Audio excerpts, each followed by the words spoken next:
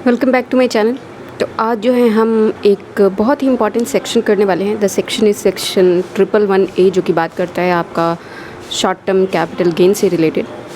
So without wasting any time अब हम शुरू करने वाले हैं सेक्शन 111A। ये बात करता है आपका tax on short term capital gain. Okay, इस सेक्शन को ध्यान से पढ़ना, बिकॉज़ इसका रेफरेंस आगे भी आपको बहुत बार देखने को मिलेगा। सो अटेंटिव रहना थोड़ा सा इस सेक्शन को देखने के लिए। देखो, शॉर्ट टर्म गेन अगर 111A की बात करें और यहाँ पे शॉर्ट टर्म कैपिटल गेन की बात करें तो यहाँ पे हमारा टैक्स रेट हो जाता है 15%। अब ये 15% मान लो एक नॉर्मल अगर टैक्स रेट की, जब भी हम नॉर्मल टैक्स रेट की बात करते हैं तो हम बात करते हैं 30%। यहाँ पे आपको दिख रहा है कि 30% की जगह वो मत जाओ कि 5% 10% स्लैब रेट में होता है। बट दिस इज़ अगर कोई भी एक पर्सन अगर है, अगर उसके पास शॉर्ट टर्म, अगर जनरली हम बात करें लिविंग द एक्सेप्शन केस, जिसके पास शॉर्ट टर्म कैपिटल गेन आ रहा है, तो हम जनरली ये एज्यूम करते हैं कि ज़रूर ही वो 30% ब्रैकेट वाला पर्सन होगा। अगर 5% 10% में ही इंक्लूड हो जा रहा है तो मतलब कि वो बहुत ही एक छोटा एसएससी है। तो जब भी शॉर्ट टर्म कैपिटल गेन की बात होती है हमने एज्यूम किया कि 30% टैक्स ब्रैकेट में फॉल करेगा। और जब ये 30% टैक्स ब्रैकेट में फॉल करेगा तो हमने ये टैक्स रेट को लोअर कर दिया। हम 30 से 15 पे लेकर के आए। जब गवर्नमेंट 30 से 15 पे टैक्स रेट लेकर के आती है ना, तो यहाँ से आपको कुछ चीज़ों को कुछ और बेनिफिट हटा लेती है। जैसे 111A, जब भी आपका शॉर्ट टर्म कैपिटल गेन होगा 111A वाला, तो आपको चैप्टर 6A का कोई डिडक्शन नहीं मिलेगा। पहली बात, चैप्टर 6A नो डिडक्शन।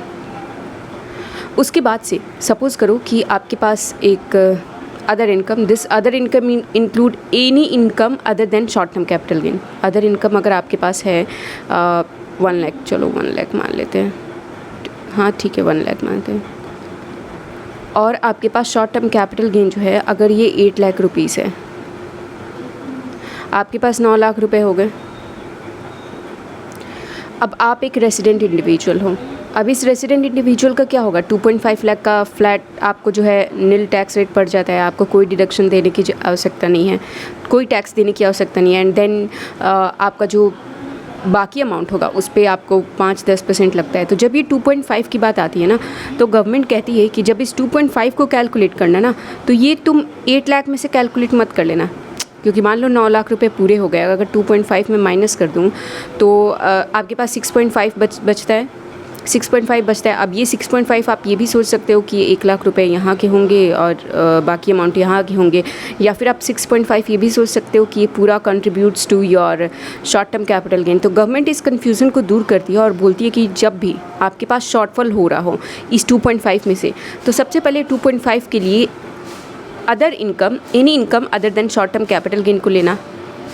मतलब 1 लाख रुपए हम यहाँ से डिडक्ट करेंगे और बाकी जो 1.5 लाख रुपए बच गए, मतलब यहाँ पे हमारा अब नो टैक्स बच जाएगा और बाकी यहाँ पे माइनस हो जाएगा 1.5 लाख। बचता है आपका कितना, 6.5 लाख जो बचता है वो आपका शॉर्ट टर्म कैपिटल गेन का पार्ट बनेगा और 15% टैक्स लग जाएगा।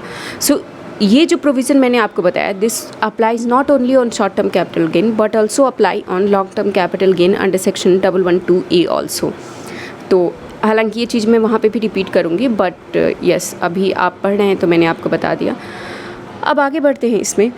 मैंने आपको बताया कि आप एक रेसिडेंट इंडिविजुअल हैं। एक चीज़ याद रखना, ये 2.5 लाख के लिए एक और प्रोविज़न बता रही हूँ कि ये चैप्टर 6 से डिडक्शन तो किसी को नहीं अलाउ होता, वेदर यू आर रेसिडेंट और नॉन रेसिडेंट एसएससी। बट ये 2.5 लाख का डिडक्शन जो है रेसिडेंट एसएससी को अलाउड है। बट अगर यहाँ पे रेसिडेंट की जगह अगर ये नॉन रेसिडेंट होता तो क्या हम इसमें से 8 लाख में से 1.5 लाख रिड्यूस करने देते? नहीं, यहाँ पे हम ये 1.5 लाख जो है रिड्यूस नहीं करने देते। मतलब ये कहना चाहते हैं कि अगर नॉन रेसिडेंट है तो जो 2.5 लाख का बेनिफिट मिलता है ना, वो शॉर्ट टर्म कैपिटल गेन से हम आपको, जो 111A वाला है उस शॉर्ट टर्म कैपिटल गेन में से हम आपको ये बेनिफिट 2.5 लाख वाला फ्लैट डिडक्शन का नहीं देंगे। आई होप कि आपको इतनी बात समझ में आ गई होगी। अब आगे बढ़ते हैं। देखो, इतना तो आपको समझ में आ गया होगा। अब मैं अपने पेन का कलर चेंज कर लेती हूँ। अब हम 111A में ये बात कर लेते हैं कि जैसे मैंने आपको कहा कि शॉर्ट टर्म कैपिटल गेन 15%, जब भी मैं बात कर रही हूँ तब भी मैं आपको ये बोल रही हूँ कि शॉर्ट टर्म कैपिटल गेन 15% वाले, व्हाट डज़ दैट मीन कि 15% वाले ये हैं कि जो ट्रिपल वन ए में कवर है वो सारे, मान लो आप एक लैंड एंड बिल्डिंग बेचे, हो सकता है उस पर भी आपको शॉर्ट टर्म कैपिटल गेन हो सकता है। जितने भी आपके कैपिटल एसेट है आपको शॉर्ट टर्म कैपिटल गेन या लॉन्ग टर्म कैपिटल गेन कुछ भी हो सकता है उन एसेट पे। बट हम यहाँ पे कुछ स्पेसिफिक एसेट की बात करेंगे, कुछ ऐसे एसेट जो इस सेक्शन में दिए गए हों और उन पे अगर short term capital gain arise होता है तो ही ट्रिपल वन ए लगेगा और टैक्स रेट जो है वो 15% हो जाएगा। अब एक एक करके हम कौन कौन से एसेट है उसको डिस्कस कर लेते हैं। सबसे पहले आपका जो है पहला पार्ट जो है वो आपका बोलता है कि ये अप्लाई होते हैं इक्विटी पे, इक्विटी शेयर्स पे। दूसरा पार्ट आपको बोलता है कि इक्विटी ओरिएंटेड म्यूचुअल फंड्स पे अप्लाई होते हैं, इक्विटी ओरिएंटेड म्यूचुअल फंड्स पे अप्लाई होते हैं। तीसरा पार्ट आपको बोलता है कि ये बिजनेस ट्रस्ट पे भी अप्लाई होते हैं। एंड फोर्थ पॉइंट आपको बोलता है कि इन 3 एसेट के अलावा जब भी इक्विटी शेयर की फर्स्ट पब्लिक इशू होती है, मान लो कि कोई प्राइवेट कंपनी है और उसने पहला अपना पब्लिक इशू किया, तो प्रोमोटर्स जो है वो अपने शेयर को भी स्टॉक एक्सचेंज पे लिस्ट करा के सेल करते हैं। तो जब वो प्रमोटर स्टॉक एक्सचेंज पे लिस्ट कराएंगे तो उस टाइम पे उनको एसटीटी पे करना होगा और उस ट्रांजैक्शन पे भी STT security transaction tax STT अगर लग गया security transaction tax, then it means कि वो भी 111A के कैटेगरी के अंदर आ गया और उस पर भी जो टैक्स रेट होगा वो 15% हो जाएगा। अभी इसके बारे में थोड़ा सा और डिटेल में बात करते हैं, पहले हम एसेट कवर कर लेते हैं। 5th पॉइंट है आपका बिजनेस ट्रस्ट से ही रिलेटेड। जब भी आपका फर्स्ट, जैसे आपको मैंने इक्विटी शेयर के बारे में बताया, उसी तरीके से जब फर्स्ट टाइम पब्लिक इशू होती है ना यूनिट ऑफ बिजनेस ट्रस्ट की, तो उस टाइम पे भी जो लिस्ट कराएंगे तो आपको एसटीटी पे करना होगा और वो फिर जैसे ही आपने एसटीटी पे किया तो आपका 111A की कैटेगरी में आ गया। अब यहाँ पे बिजनेस ट्रस्ट पे लिख देती हूँ। अब यहाँ पे मैंने आपको 5 एसेट बताए जिस पे आपको 111A लग सकता है, बट इन पे 111A लगेगा उसके कुछ कंडीशन है। पहला कंडीशन ये कि ये जो सेल होना चाहिए किसी रिकॉग्नाइज स्टॉक एक्सचेंज पे होना चाहिए। इसके साथ साथ इन सेल पे आपने एसटीटी पे किया हो, सिक्योरिटी ट्रांजैक्शन टैक्स अगर आपने पे किया हो तो ही आप 111A का बेनिफिट ले सकते हैं, अदरवाइज़ आप नहीं ले सकते हैं।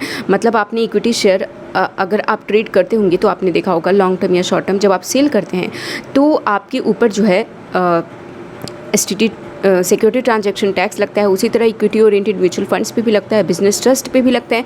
एंड सेम वे जो मैंने आपको ये बताया कि जब पब्लिक इशू होती है तो जैसे ही प्रमोटर ने अपना लिस्ट करवाया, लिस्ट करवाने के टाइम पे एसटीटी पे किया, तो जैसे ही एसटीटी पे किया now they are eligible to get benefit under section 111A and the same way business trust का भी सेक्शन एप्लीकेबल होता है।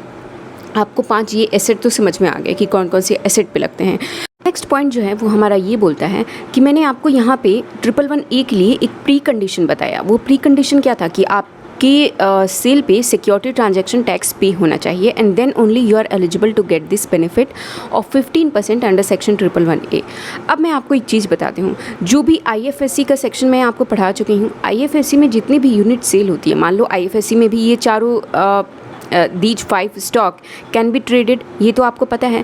अब ये 5 अगर स्टॉक ट्रेड हो रहे हैं IFSC में, तो यहाँ पे तो गवर्नमेंट ने बेनिफिट फॉरेनर को अट्रैक्ट करने के लिए, ताकि वो इन्वेस्टमेंट करें हमारे स्टॉक मार्केट में आके, उसके लिए गवर्नमेंट ने कहा कि चलो आप एसटीटी भी मत पे करना, ये बात आपको याद होगी।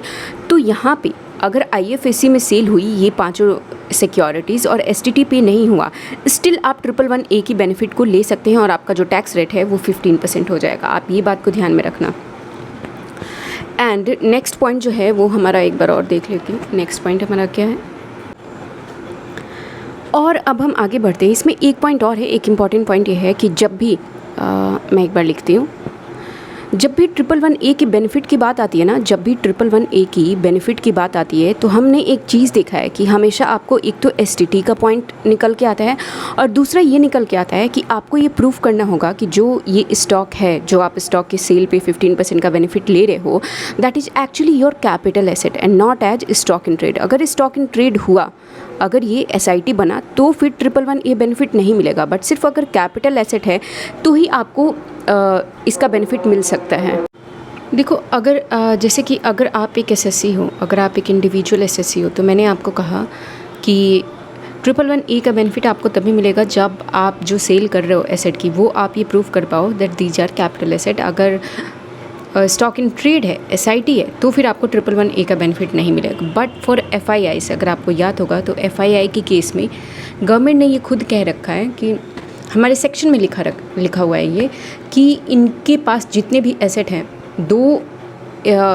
अगर नेचर देखे तो ये स्टॉक इन ट्रेड जैसा ट्रीट होते हैं, मतलब लगेगा कि तो स्टॉक इन ट्रेड है, but this will be treated as capital asset और इनको 111A का बेनिफिट मिलेगा।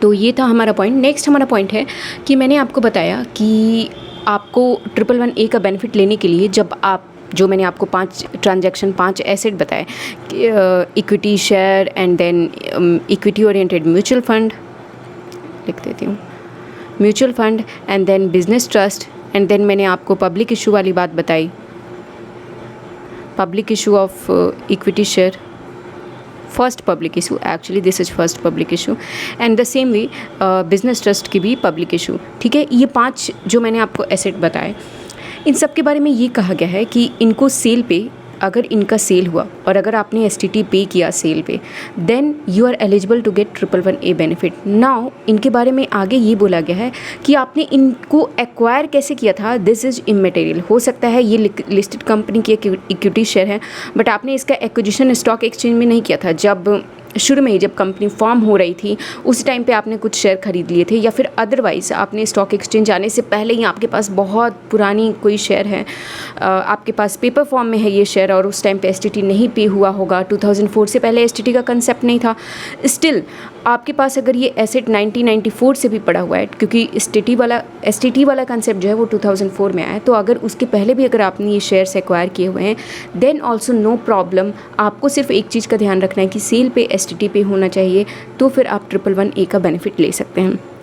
ये था हमारा 111A का सेक्शन। आई होप कि आपको समझ में आ गया होगा। मैं आपको क्या करूँ, एक बार फिर से रिपीट कर दूँ एक शॉर्ट समरी बना के, सो दैट आपको समझ में आ जाए कि एक्चुअली हमने पढ़ा क्या है 111A में। या फिर चलो एक बार हम देख लेते हैं छोटे छोटे अपने important points and then we will move toward book, और उसमें देखेंगे कि हमारा कुछ रह तो नहीं गया। तो सबसे पहला पॉइंट जो मैंने आपको बताया वो ये बताया कि ये 111A जो है वो एप्लीकेबल टू ऑल SSC, सारे SSC पे एप्लीकेबल होता है। 111A का बेनिफिट जो है वो 5 एसेट के लिए होता है, ये मैं आपको ऑलरेडी बता चुकी हूँ जस्ट नाउ, फिर से रिपीट नहीं करने वाली हूँ। तीसरा हमारा पॉइंट है जो कि ये बोलता है कि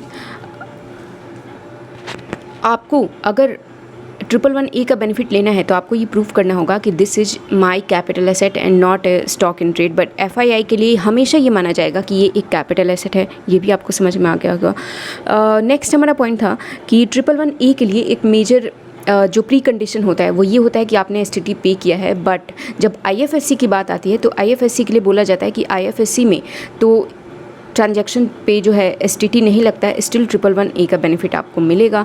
फोर्थ पॉइंट हमने क्या पढ़ा था? फोर्थ पॉइंट हमने पढ़ा था, अभी मैंने आपको बताया कि सिर्फ सेल पे STT पे होना चाहिए, आपका mode of acquisition is irrelevant.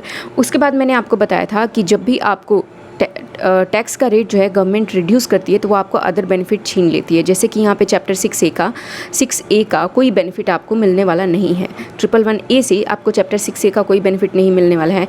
इसके आगे मैंने बताया कि अगर आप रेसिडेंट हैं तो अगर आपके अदर इनकम में 2.5 लाख से कम है तो जितना भी आपके पास शॉर्टेज आ रहा है वो आप short term capital gain 111A से कंसिडर कर सकते हैं। बट अगर आप नॉन रेसिडेंट है तो 2.5 लाख का जो बेनिफिट है वो आपको नहीं मिलने वाला है। अभी और कुछ था क्या हमारे पास? Let me just check it once. या वन मोर इम्पॉर्टेंट थिंग जो कि ये था कि मैंने आपको बताया कि IFSC, आई थिंक ये मैं आपको फर्स्ट टाइम बता रही हूँ, एक चीज़ ध्यान रखना कि जैसे मैंने आपको बताया कि जो भी IFSC होती है ना वहाँ पे STT नहीं लगता है। ठीक है, STT नहीं लगता है, स्टिल आप 111A का बेनिफिट ले सकते हैं। बट सपोज़ करो सॉरी कि कोई NR है, थोड़ा सा नीचे कर लेते हैं। मैंने आपको सेक्शन 47 में ये चीज़ बताई थी कि सपोज़ करो कोई NR है, इस NR ने फॉरेन करेंसी ले करके आया और फॉरेन करेंसी में इसने कोई जो 5 एसेट लिखे हुए हैं उन एसेट को परचेज़ करता है फॉरेन करेंसी में, एंड देन जो सेल होता है वो भी, इसको जो रियलाइजेशन होता है वो भी फॉरेन करेंसी में होता है। तो इस टाइप के जो ट्रांजैक्शन है जहाँ पे परचेज सेल फॉरेन करेंसी में डील हो रही हो, इस टाइप के ट्रांजैक्शन में आपको इस टाइप का जो ट्रांजैक्शन है वो एक्चुअली एग्जेम्प्ट है, सेक्शन 47 में एग्जेम्प्ट है from capital gain, exempt from capital gain. तो इस टाइप के ट्रांजैक्शन में 111A का सवाल ही नहीं पैदा होता। जो ट्रांजैक्शन एग्जेम्प्ट हो गया उस पर 111A लगेगा कैसे। This was all about your 111A section short term capital gain. अब हम आगे बढ़ते हैं, एक और मेरे पास सेक्शन है जो कि मैं पढ़ा देती हूँ। अब हम पढ़ने वाले हैं सेक्शन 1037A।